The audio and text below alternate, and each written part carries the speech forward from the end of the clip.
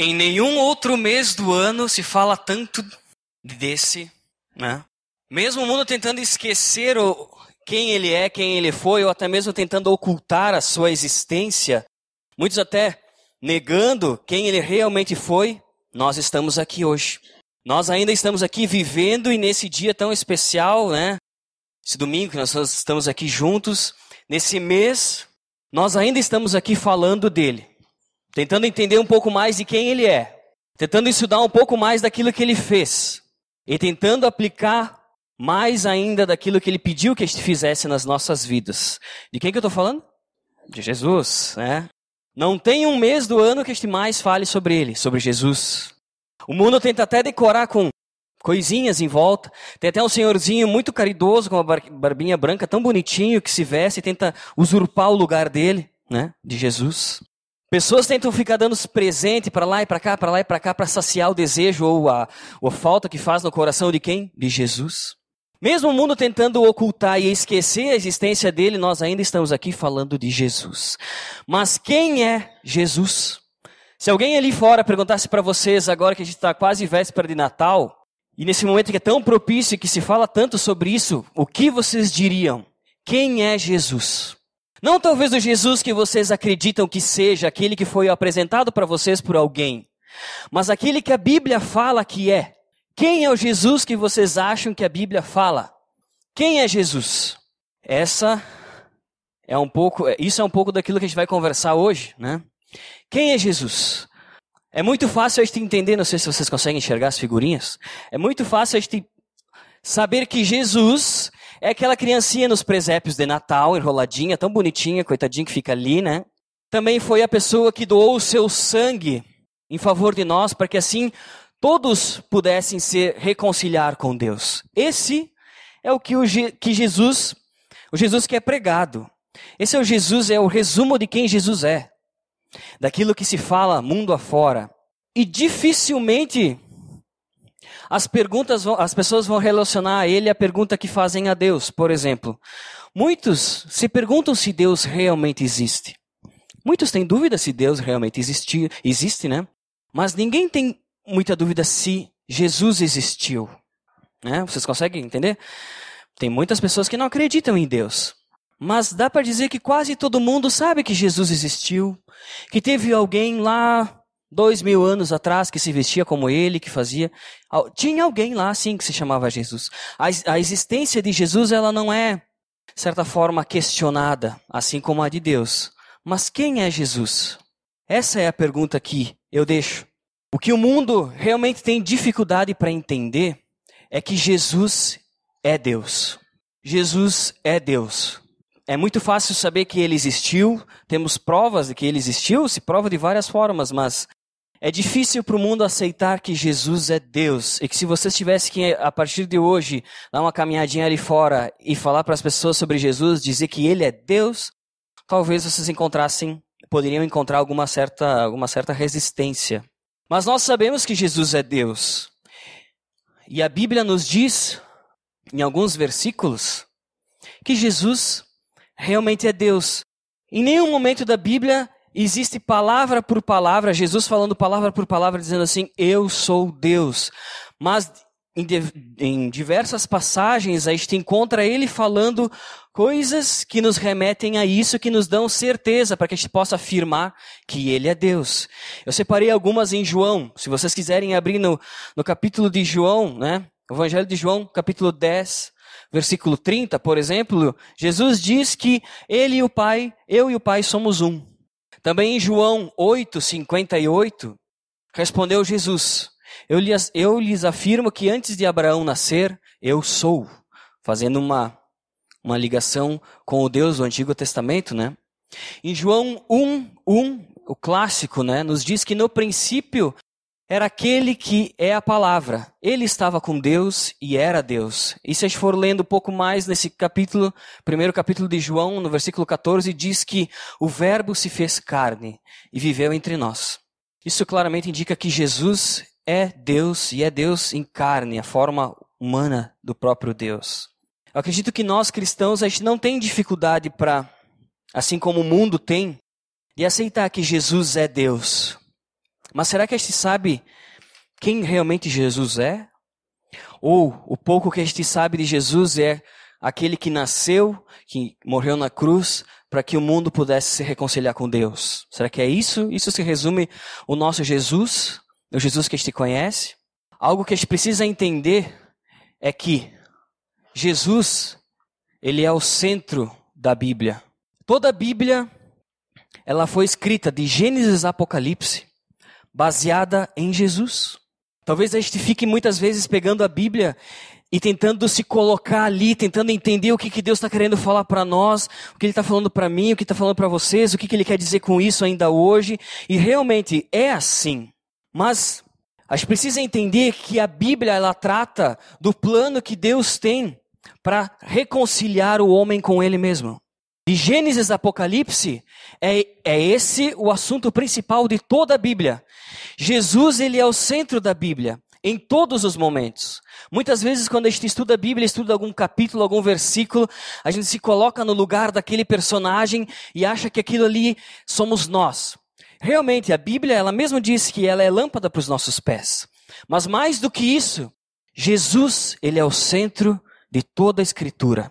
A Bíblia, ela existe para explicar quem Jesus é e o plano que Deus tem por meio de Jesus para nos reconciliar com Ele. Jesus, ele é o centro da Bíblia. Assim como Jesus deveria ser o centro da nossa vida. Jesus é o centro da história. Tudo se trata sobre Jesus. Jesus é o centro de tudo, né? E ele mesmo diz em Lucas 24, vocês podem abrir. Hoje a gente vai folhear bastante a Bíblia. Mas Lucas, no versículo 24, capítulo 24, versículo 27, ele começa dizendo assim, aí depois pula por 44 e por 45. Olha o que Jesus diz. E começando por Moisés e todos os profetas, explicou-lhes o que constava a respeito dele em todas as Escrituras. E disse-lhes, foi isso que eu lhes falei enquanto ainda estava com vocês. Era necessário que se cumprisse tudo o que a meu respeito estava escrito na lei de Moisés, nos profetas e nos salmos. Então lhes abriu o entendimento para que pudessem compreender as Escrituras. Jesus, ele é o centro da Bíblia. Tudo aquilo que está na Bíblia é para nos trazer conhecimento sobre Jesus. Mas o que a Bíblia fala sobre Jesus? Se a Bíblia inteira fala sobre Jesus, o que é? Não era só o Novo Testamento? Michel, tu estás nos confundindo, né? Bom, a Bíblia, já que Jesus é o centro da Bíblia, nós podemos dividir essa Bíblia, a palavra de Deus, da seguinte forma. Primeiro, preparação. Todo o Antigo Testamento trata da preparação do mundo para a vinda de Cristo. Depois, a outra forma que nós podemos continuar elencando as funções da Bíblia é a manifestação. Os evangelhos tratam da manifestação de Cristo ao mundo, como Rei e Redentor. Um terceiro item que nós podemos dizer, quando a gente vai elencar a Bíblia, é a propagação. Os Atos dos Apóstolos, eles tratam da propagação de Cristo por meio da igreja. Um outro item é a explanação. As epístolas, as cartas do Novo Testamento, elas tratam da explanação de Cristo, dando os detalhes da doutrina que a igreja deveria seguir. E um último ponto que a gente pode dividir de certa forma e entender um pouco mais sobre o que a Bíblia nos fala é a consumação, que é em Apocalipse, né? O Apocalipse trata do casamento de Cristo com a igreja e a consumação de todas as coisas. Toda a Bíblia de Gênesis a Apocalipse trata sobre Jesus.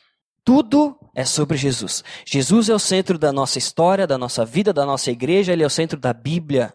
Em todos os pontos, quando a gente for dividir a Bíblia para estudar, a gente vê que tem a mão de Deus conduzindo para Jesus. Jesus é o centro. Jesus é o centro. Bom, já que Jesus é o centro e que fala tudo isso, o que mais a Bíblia tem a nos dizer? Bom, a gente poderia começar falando sobre, e deveria começar falando, sobre a genealogia de Cristo. Acho que todo mundo sabe o que é a genealogia de Cristo. Por exemplo, eu sou Michel, filho do Ivo e da Clarete, e daí se eu for subir pelos parentes da minha mãe, aí tem o vô Vitório, e assim vai indo, e assim vai indo meu bisavô, até que chega sei lá quem, daqui a pouco vai parar lá em Noé, né? Sei lá, mais ou menos assim. Mas Jesus também tem a genealogia dele. E é interessante que quando a gente abre o Novo Testamento, que começa a falar sobre Cristo, a primeira coisa que está ali é o quê? A genealogia de Cristo. Que muitas vezes para nós é chato, a gente fica pulando tudo porque tem uns nomes muito estranhos e a gente não gosta de ler, né? Vamos abrir em Mateus, no primeiro capítulo e no primeiro versículo em diante, porque ali é o centro do que a gente vai estar estudando a partir de agora. Mateus 1, do versículo 1. Começa dizendo assim, ó. Quando a gente começa a estudar o Novo Testamento e começa a se deparar com, antes de se deparar com a história de Jesus, de Cristo, a Bíblia nos introduz da seguinte forma. Registro da genealogia de Cristo Jesus, filho de Davi, filho de Abraão. E agora começa, né? Abraão gerou Isaac, Isaac gerou Jacó, Jacó gerou Judá e seus irmãos. Judá gerou Pérez e Zerá, cuja mãe foi Tamar. Pérez gerou Esrom, Esrom gerou Arão, Arão gerou Aminadab, Aminadab gerou Nasson, Nasson gerou Salomão, Salomão gerou Boaz, cuja mãe foi Raabe. Boaz gerou Obed, cuja mãe foi Rute. Obed gerou Jessé, e Jessé gerou o rei Davi. Isso é importante. Davi gerou Salomão, cuja mãe tinha sido mulher de Urias. Salomão gerou Roboão, Roboão gerou Abias, Abias gerou Azá, Azá gerou Josafá, Josafá gerou Jorão, Jorão gerou Uzias, Uzias gerou Jotão, Jotão gerou Acás, Acás gerou Ezequias, Ezequias gerou Manassés, Manassés gerou Amon, Amon gerou Josias, e Josias gerou Jeconias e seus irmãos, no templo do exílio na Babilônia. Depois do exílio da Babilônia, Jeconias gerou Salatiel, Salatiel gerou Zorobabel, Zorobabel gerou Abiúde, Abiúde gerou Eliaquim, Eliaquim gerou Azor, Azor gerou Sadoc, Sadoc gerou Aquim, Aquim gerou Eliúde, Eliúde gerou Eleazar, Eleazar gerou Matã, Matã gerou Jacó, e Jacó gerou José, marido de Maria, da qual nasceu Jesus, que é chamado Cristo. Assim, ao todo, houve 14 gerações de Abraão até Davi, e 14 de Davi até o exílio da Babilônia, e 14 do exílio da Babilônia até Cristo. Desculpa, não coloquei tudo aqui. Deixa eu abrir um parênteses. Se alguém está querendo colocar nome em criança, esse é o momento, viu? Pode escolher qualquer um desses nomes, tem várias ideias boas, né? Bom, depois de ler toda essa genealogia, e de ler tudo isso, e todos esses nomes, essa coisa muito interessante, entender tudo isso, a primeira coisa é, por que começa o Evangelho, o Novo Testamento, em Mateus 1, falando sobre a genealogia de Cristo? Porque Mateus, o Novo Testamento, ele quer nos dizer que realmente Jesus, ele é descendente de Abraão, ele tem toda essa linhagem, e que também ele é descendente de Davi, do rei Davi. É para comprovar que Cristo tem uma descendência do rei Davi. Mas o que a gente vai conversar um pouco mais agora é sobre o primeiro versículo. E o primeiro versículo ele diz assim, registro da genealogia de Cristo Jesus, filho de Davi e filho de Abraão. Bom, o que quer dizer, eu vou pegar pelo mais velho, né? Respeito aos mais velhos, então Abraão. O que significa Abraão? Por que Jesus ele é filho de Abraão? Alguém tem alguma ideia? Alguém consegue pensar em Abraão? E quando fala em Abraão, o que vem na cabeça? Antigo Testamento, há muito, muito tempo atrás, né? O que Deus prometeu para Abraão? Vocês sabem? Vocês lembram? Uma grande nação, né? E isso está lá em Gênesis 12, versículo 1 até o 3. Vamos ler lá. Primeiro livro da Bíblia, fica depois do sumário. Gênesis 12, versículo 1 até o 13, até o 3, perdão. Diz assim, ó. Então o Senhor disse a Abraão, saia da sua terra, do meio dos seus parentes e da casa de seu pai, e vá para a terra que eu lhe mostrarei. Farei de você um grande povo, e o abençoarei. Tornarei famoso o seu nome, é famoso, nós estamos aqui hoje falando sobre ele, né? E você será uma bênção. Abençoarei os que o abençoarem, e amaldiçoarei os que o amaldiçoarem. E por meio de você, todos os povos da terra serão abençoados. Bom, primeira coisa que a gente tem que entender é que isso foi falado cerca de 4.000 anos atrás, 2.000 anos antes de Jesus. E realmente, naquele momento, Abraão e seus descendentes não eram muitos. Mas depois a gente estudou nos 10 mandamentos, quando eles foram libertos, eles já eram milhares de pessoas. De certa forma, Deus cumpriu um pouco a promessa. Mas não foi na sua totalidade. Hoje, em Israel, o povo de Israel tem cerca de 8 milhões de habitantes. Já é muita gente, bastante. Mas será que essa era a promessa de Deus? E acabava por aí? Será que é isso? Não, porque a promessa de Deus ela é um pouco mais profunda. Ela diz assim, e por meio de você, todos os povos da terra serão abençoados. A resposta para essa promessa, como Deus cumpriu essa última parte, pelo menos, da promessa, dizendo que nós também somos abençoados, né, por meio da descendência de Abraão, ele nos dá em Gálatas, capítulo 3. Novo Testamento, se vocês podem abrir em Gálatas, versículo 3. Gálatas, versículo 3, do 6 até o 17. Eu vou ler por aqui, tá? Então, olha a resposta da promessa. Estejam certos, portanto, de que os que são da fé, e esses que são filhos de Abraão, prevendo a Escritura de Deus, justificaria pela fé os gentios. Anunciou primeiro as boas novas a Abraão. Por meio de vocês, todas as nações serão abençoadas. E aqui está a promessa, né? Assim, os que são da fé são abençoados juntamente com Abraão, homem de fé. Já que os que são pela prática da lei estão debaixo de maldição, pois está escrito, maldito todo aquele que não persiste em praticar todas as coisas escritas no livro da lei. É evidente que diante de Deus ninguém é justificado pela lei, pois o justo viverá pela fé. A lei não é baseada na fé, pelo contrário, quem pratica essas coisas, por ela viverá. Cristo nos redimiu da maldição da lei quando tornou maldição em nosso lugar. Tomou maldição em nosso lugar. Pois está escrito, maldito todo aquele que for pendurado no madeiro. Isso para que em Cristo Jesus a bênção de Abraão chegasse também aos gentios, que somos nós. Para que recebêssemos a promessa do Espírito mediante a fé. Irmãos, humanamente falando, ninguém pode anular um testamento depois de ratificado, nem acrescentar-lhe algo. Assim também as promessas foram feitas a Abraão e aos seus descendentes.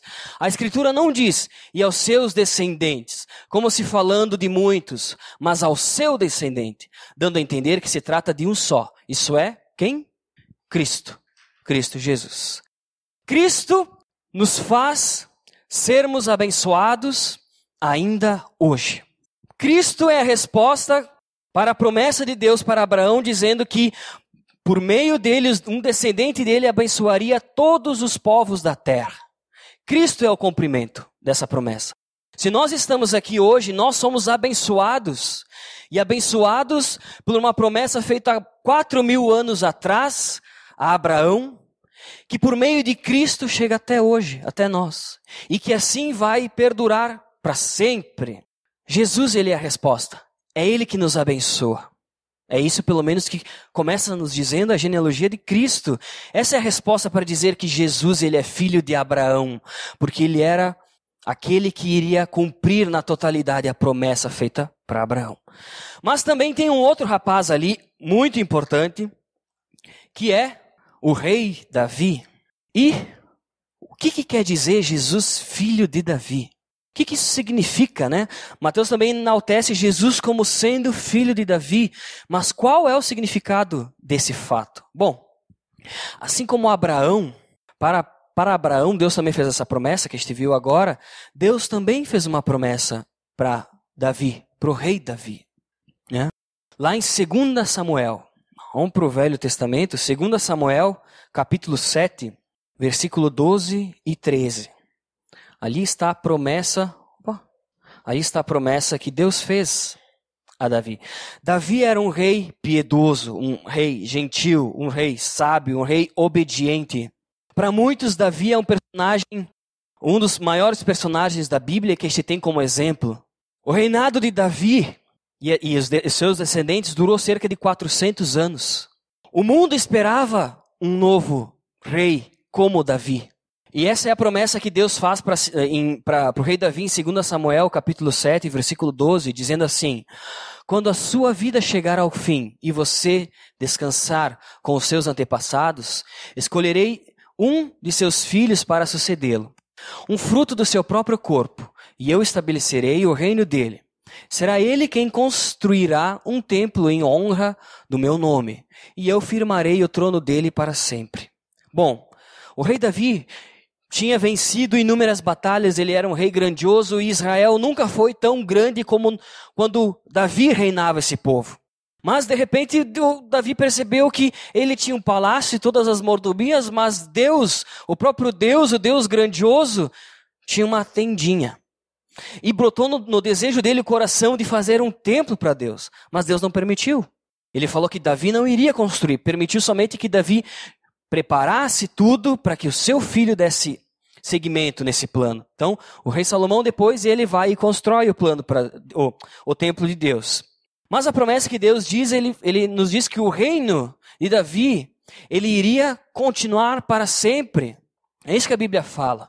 Só que o reino de Davi, pela sua descendência, durou 400 anos. Então a promessa se foi? Não, a promessa não se foi. Por quê? Porque Jesus, sendo filho de Davi, descendente de Davi, é o rei dos reis, senhor dos senhores. E era isso que o povo esperava, e é isso que a gente precisa também entender quem é Jesus. O reino de Davi na terra, de modo humano, durou 400 anos. Mas o reino a partir de Jesus durará eternamente. É como se o reino de Davi, daquele momento, por meio de Jesus, durasse para sempre. E ainda dura até hoje, e assim durará. Jesus, ele é o rei dos reis, o senhor dos senhores, né? Jesus, ele é quem nos abençoa. Por meio dele nós ainda somos abençoados. Todas as famílias da terra são abençoadas. Jesus, ele é o rei dos reis, senhor dos senhores. Isso a gente entende somente se a gente ficar preso no primeiro versículo da genealogia de Jesus. Mas Jesus, como eu comentei antes, ele é o centro de toda a Bíblia. Cada versículo, cada palavra, tudo trata sobre Jesus. E se a gente pudesse folhear um pouco mais para conhecer quem é o Jesus verdadeiro na Bíblia, nós iríamos mais ou menos ver isso aqui. Em Gênesis, Jesus, ele é a semente da mulher. Em Êxodo, Jesus, ele é o cordeiro da Páscoa. Em Levítico, Jesus, ele é o sacerdote supremo. Em Números, Jesus, ele é o pilar da coluna de fogo da noite e a nuvem que vai de manhã, durante o dia, guiando o povo no deserto. Em Deuteronômio, Jesus, ele é o profeta em Moisés. Em Josué, ele é o capitão da salvação. Em Ruth, ele significa o nosso resgatador. Ele nos apresenta assim. Em 1 e 2 Samuel, Jesus, ele é o profeta confiável. Em Reis e em Crônicas, ele é o rei soberano. Em Esdras, ele é o reconstrutor das muralhas. Em Esther, ele é o nosso Mordecai. Em Jó, ele é chamado de nosso Salvador eternamente vivo. Em Salmos, ele é o nosso bom pastor. Jesus, em Provérbios e em Eclesiastes, ele é a nossa sabedoria. Em Isaías, ele é chamado de príncipe da paz. Em Jeremias, ele aparece como renovo de justiça. Em Lamentações, ele é o nosso profeta que lamenta, que chora, que sofre. Em Ezequias, ele nos é apresentado como homem maravilhoso com 4 rostos. Em Daniel, ele é o 4º homem na fornalha ardente. Em Oséias, ele aparece como o marido fiel, quem é casado com uma mulher infiel, dando uma alusão a Israel, né? Em Joel, ele é o que batiza com o Espírito Santo. Em Amós, nós vemos Jesus como aquele que carrega os nossos fardos. Em Obadias, a Bíblia nos apresenta Jesus sendo que ele é o poderoso para salvar, né? Em Jonas, ele está diante de nós como grande missionário para os gentios. Em Miqueias, ele é o Deus encarnado. Em Naum, ele é mencionado como juiz escolhido por Deus. Em Abacuque, ele é o evangelista de Deus que clama. Em Sofonias, ele se manifesta como nosso Salvador. Em Ageu, Jesus, ele é o restaurador da herança de Deus perdida. Em Zacarias, ele é apresentado como a fonte aberta da casa de Davi, que purifica o pecado e as impurezas. Em Malaquias, ele se mostra como o sol da justiça e como a salvação nas suas asas. Em Mateus, no Novo Testamento, então, ele é o rei dos judeus. Em Marcos, ele é servo. Em Lucas, ele é apresentado como o filho do homem, sentindo aquilo que nós sentimos, passando por aquilo que nós iremos passar e passamos. Em Atos, ele é apresentado como Salvador do mundo. Em Romanos, ele é a justiça de Deus. Em 1 Coríntios, ele é a rocha firme. Em 2 Coríntios, ele é o triunfante que dá a vitória. Em Gálatas, ele é a nossa liberdade. Em Efésios, ele é a cabeça da igreja. Em Filipenses, ele é a nossa alegria. Em Colossenses, ele é a nossa plenitude. Em 1 e em 2 Tessalonicenses, ele é a nossa esperança. Em 1 Timóteo, ele é a nossa fé. Em 2 Timóteo, ele é a nossa estabilidade e segurança. Em Filemão, ele é o nosso beneficiário. Em Tito, ele é a verdade. Em Hebreus, ele é a nossa perfeição. Em Tiago, ele é o poder da nossa fé. Em 1 Pedro, ele é o nosso exemplo. Em 2 Pedro, ele é a nossa pureza. Em 1 João, ele é a nossa vida. Em 2 João, ele é o nosso padrão. Em 3 João, ele é a nossa motivação. Em Judas, ele é a fundação da nossa fé. Em Apocalipse, ele é o nosso rei e que está por vir. Se a gente pudesse fazer um resumo de tudo aquilo que a Bíblia nos apresenta sobre Jesus, ele é o primeiro, ele é o último, é o início e o fim. Ele é o criador de tudo, ele é o arquiteto do universo. Ele sempre foi, sempre será. Ele é imutável, invencível, venceu a morte para nos trazer vida. Isso que Jesus é. Essa é a totalidade de quem a Bíblia nos fala sobre Jesus. Esse é o Jesus que está conosco. Toda a palavra trata sobre Jesus e o plano que Deus teria para reconciliar consigo a humanidade por meio de Jesus. Jesus é o centro, deveria ser o centro das nossas vidas. Jesus é Deus. Se nós pudéssemos dizer já mais esse clima de Natal, eu acredito que Jesus ele é o presente de Deus para nós. Jesus é um imenso presente para as nossas vidas que nós muitas vezes nem entendemos, que muitas vezes nós nem queremos por perto, que muitas vezes nós nem conhecemos. Esse é Jesus. Que realmente nós possamos entender e querer descobrir um pouco mais sobre esse Jesus. Esse Jesus que hoje a gente vai, nesse mês de dezembro agora, nesses últimos dias de dezembro, nós comemoramos o nascimento dele. Que nós possamos entender quem ele é. E mais do que isso, deixar ele ocupar o que é de direito, o lugar dele de direito nas nossas vidas. Que ele seja o centro da nossa vida, que ele seja o centro da nossa história. Assim como a humanidade se divide antes de Cristo e depois de Cristo, que assim também sejamos nós antes de Jesus e depois de Jesus. Que o mundo possa conhecer a Cristo por meio daquilo que nós manifestamos dele, daquilo que ele tem feito nas nossas vidas, na totalidade de quem ele é, não na miséria daquilo que este aceita para nós. Muitas vezes nós usamos somente Jesus, para que por meio dele a gente consiga ter vida eterna e a salvação e se reconciliar diante de Deus. Mas Jesus não é só isso. Jesus não é só aquele que nasceu, que morreu, para que nós tivéssemos vida eterna.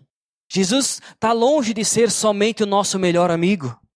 Jesus está longe de ser somente o nosso exemplo. Jesus é algo imenso, é algo grandioso, é algo que a gente não consegue entender, mas que nós precisamos viver. Nós precisamos viver Cristo. Nós precisamos querer que Cristo esteja no centro das nossas vidas. Tudo se trata e fala sobre Jesus. O mundo é dividido antes e depois de Cristo. E a nossa vida, e a nossa história, e a nossa família, e quem nós somos, e aquilo que nós iremos fazer a partir de hoje. Jesus precisa ser o centro da nossa vida, porque quem é Jesus? Se nós pudéssemos resumir, diante de tudo aquilo que a gente viu, ele é o maior presente que Deus poderia nos dar. O maior presente. E que por meio dele, inúmeras coisas podem ser transformadas e feitas na nossa vida. Esse é Jesus. Então eu não sei se vocês conhecem o Jesus verdadeiro. Eu também não sei se vocês vivem Jesus na totalidade dele, de quem ele realmente é, na plenitude daquilo que ele é. Eu não sei nem se vocês querem isso para a vida de vocês. Mas diante da ciência, de se deparar com tudo aquilo que a Bíblia fala sobre quem Jesus é, fez, foi e continuará sendo, eu acredito que a gente não pode viver da mesma forma como nós entramos naquela porta agora há pouco. Para quem conhece a Cristo, esse final de ano pode ser um momento de querer entender ainda mais sobre quem Cristo é. Esse pode ser o nosso desejo, nosso maior desejo, entender quem é esse presente que Deus nos deu. Experimentar esse presente. Abrir esse presente e viver esse presente. Para nós que somos cristãos, agora em 2016, quem sabe seja esse o nosso principal objetivo de vida. Se já não é, deveria ser. Mas que seja essa a nossa motivação, de folhear cada capítulo da Bíblia e entender o que existe aí de Jesus. O que a Bíblia está falando ali de Jesus e como esse Jesus é apresentado e o que esse Jesus quer que eu faça para dar honra e viver aquilo que Ele quer que eu faça. Para quem não conhece a Jesus, saiba que a vida só tem sentido se for vivida antes e principalmente então depois dele. Sem Jesus, nós começamos aqui na terra, vivemos e ficamos aqui por aqui mesmo e acabou-se, né? Jesus precisa ser o centro, só Ele pode transformar, só Ele pode salvar, só Ele pode nos dar vida eterna. Ele é o maior presente que Deus nos deu. Jesus, Ele é o presente de Deus para nós. Que vocês, todos nós, possamos aceitar esse presente, possamos viver esse presente, possamos querer ter aquilo que esse presente pode nos dar, que é algo grandioso e maravilhoso, porque tudo aquilo que vem de Deus e vem de Jesus é perfeito. Mas que a gente não use somente Jesus para aquilo que nos é favorável, mas que a gente acredite e fique perto de Jesus, viva Jesus, porque Ele é o único digno e que merece toda a honra e toda a glória para sempre, né? Ele é o Rei dos Reis, Senhor dos Senhores, e que assim seja na nossa vida todos os dias. Vamos baixar a nossa cabeça? E conversa com Deus e pede para que esse Jesus apresentado na Bíblia possa ser revelado por ti. Se tu ainda não entende esse Jesus que é apresentado em todos os livros da Bíblia, pede sabedoria e pede para que Deus mostre isso. Pede para que Deus possa estar te mostrando quem Cristo realmente é. Para que assim Ele possa estar vivendo em nós, vivendo em ti na totalidade daquilo que Deus quer que Ele seja nas nossas vidas. Ele sempre foi, Ele é e Ele sempre será. Ele é o maior presente de Deus para nós. Jesus Cristo é o maior presente que nós poderíamos receber. Ele é o Rei dos Reis, o Senhor dos Senhores. É por meio dele que todas as pessoas do mundo são abençoadas até hoje. Mesmo depois de uma promessa feita a Abraão há 4.000 anos. Assim será para sempre. Jesus é o descendente do rei Davi. O reino dele durará por toda a eternidade. Essa é a promessa que Deus fez a Davi e que se cumpre em Jesus. Nós estamos diante do trono de Jesus, diante do trono de Cristo. Que esse Cristo, que esse Jesus, que é Deus, possa ser o Deus das nossas vidas. Que esse Jesus, que Deus entregou para ser o nosso Salvador e para reconciliar com Ele mesmo toda a humanidade, possa nos levar de volta a Deus. Possa fazer com que o nosso relacionamento com Deus seja ligado novamente. Possa fazer com que os nossos pecados sejam perdoados eternamente. Possa fazer com que a gente viva uma vida em paz, sabendo que Ele está à nossa frente nos dando a vitória e lutando por nós. Que Jesus, assim como Ele é o centro da história, o centro da Bíblia, seja o centro das nossas vidas, a partir de hoje e para sempre. Toma esse compromisso contigo. Entrega isso a Deus. Clama a Jesus. Pede que Ele faça algo maravilhoso, um milagre, uma transformação. Que Ele mude até mesmo os teus conceitos daquilo que tu achava que Ele era, para que Ele seja apresentado da forma que Ele realmente é. Senhor Jesus, eu quero entregar a Ti o coração de todas as pessoas que estão aqui hoje, Senhor. Pai, que Tu esteja sondando o nosso coração. Eu Te peço perdão porque nós não entendemos e jamais iremos entender a grandiosidade de Jesus. Mas que Tu nos faça entender, Pai, e viver aquilo que Ele quer que este seja e faça nos nossos dias. Ó Deus, eu Te peço que por meio do Teu Espírito Santo Tu esteja fazendo com que Jesus seja o centro da nossa história, que nós não possamos viver sem Jesus, Pai, sem o sacrifício dEle, sem a companhia dEle, sem a direção que Ele pode nos dar. Pai, que nós não nos conformamos, Pai, com o pouco conhecimento que nós temos sobre o Teu Filho, mas que Deus Tu permita que te conheça, estude e viva Cristo.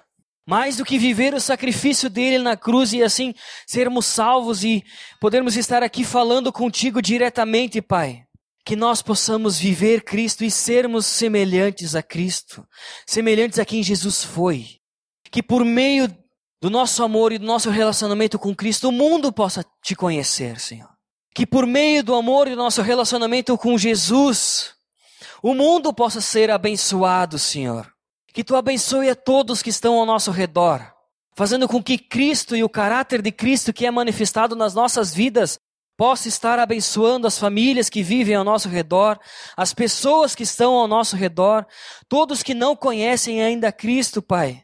Que o amor de Jesus manifestado em nós possa constranger as pessoas, para que todos queiram viver, conhecer e saber quem é Jesus. Eu Te peço perdão, Pai. Porque nós estamos aqui todo domingo buscando entender quem Jesus é, aplicar aquilo que Jesus quer que a gente seja. Passamos o ano tentando entender que o nosso papel é ser semelhante a Jesus, mas eu sei que um ano se passou e pouco a gente entende ainda sobre Cristo, Pai. Que não seja assim, que a partir de hoje o Senhor esteja colocando por meio do Teu Espírito, o desejo de conhecer mais sobre Jesus, de falar sobre Jesus, de explicar quem Jesus é e o que Ele fez na nossa vida. Que assim seja, Senhor. Que Jesus realmente seja o maior presente que o Senhor nos deu. Que nós possamos viver esse presente a cada minuto, a cada pensamento, a cada ação que nós formos fazer. Que seja Jesus, que não seja nós. Que nós possamos, Pai, entregar a nossa vida para que Jesus viva em nós. Obrigado, Senhor, porque há 2.000 anos atrás, o Senhor entregou o Teu único Filho para que este não perecesse, Pai, mas que nós tivéssemos vida eterna contigo. Essa é a minha oração, Pai, uma oração de clamor e uma oração de agradecimento pelas promessas que o Senhor fez a Abraão há 4.000 anos atrás, que ainda são vivas, Pai, que ainda é viva nas nossas vidas. Pela promessa que o Senhor fez ao rei Davi 1.000 anos antes de Jesus nascer, Pai. E pela promessa que o Senhor faz no Novo Testamento, entregando Cristo, fazendo com que nós que cremos nesse Cristo verdadeiro, nesse Cristo que é o nosso Deus, possamos ter um relacionamento contigo. E como bônus, possamos viver uma vida eterna e passar toda a nossa eternidade ao Teu lado, Senhor. Nós Te louvamos, porque esse é o sentido do aniversário e do nascimento de Cristo, Senhor. É isso que significa Cristo. É isso que Cristo é. Pai, nos faz entender quem é Jesus. E que esse Jesus viva nas nossas vidas, Pai. Em nome do Teu Filho Jesus é que eu oro. Amém.